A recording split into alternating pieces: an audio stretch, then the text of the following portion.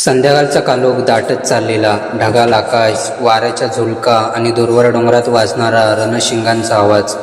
पुरंदरच्या किल्ल्यावर मुघलांचं बलाढ्य सैन्य वेढा घालून बसलेलं होतं. शिवाजी महाराज संकटात होते. एकीकडे सैन्य थकलंय, दुसरीकडे अन्नधान्याचा तुटवडा आणि समोर हजारोंच्या संख्येने मुघल सैनिक.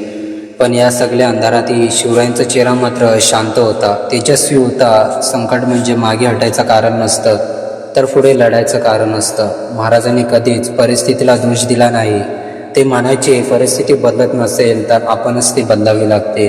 यावेळी त्यांनी घेतला एक ऐतिहासिक निर्णय, गड सोडायचा पण आत्मसन्मान नाही.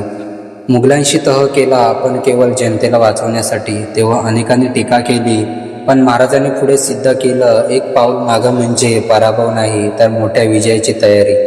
शिवाजी महाराज आग्र्याच्या दरबारात कैद झाले. औरंगजेबासमोर अपमान सहन करावा लागला.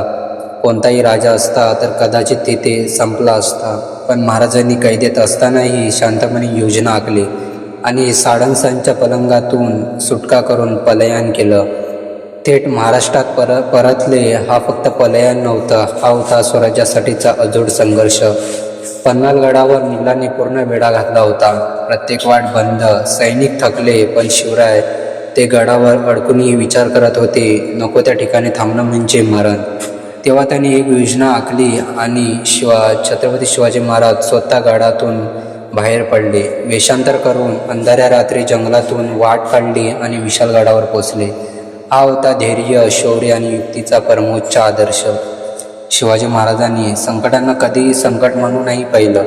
ते प्रत्येक संकटात एक संधी शोधायचे. त्यांचं आयुष्य हे पुस्तक आहे. संकटावर मात करायची जिद्द ते शिकून गेले. पराभवाने थांबू नका, संकटांना घाबरू नका, कारण प्रत्येक अडथळा म्हणजे एक नवा गड जिंकण्याची संधी आहे. म्हणूनच आज जर तुम्ही कोणी विचारलं शिवाजी महाराज कोण होते, तर उत्तर एकच आहे, संकटावर मात करणारे शूर योद्धा. तर जय भवानी, जय शिवाजी.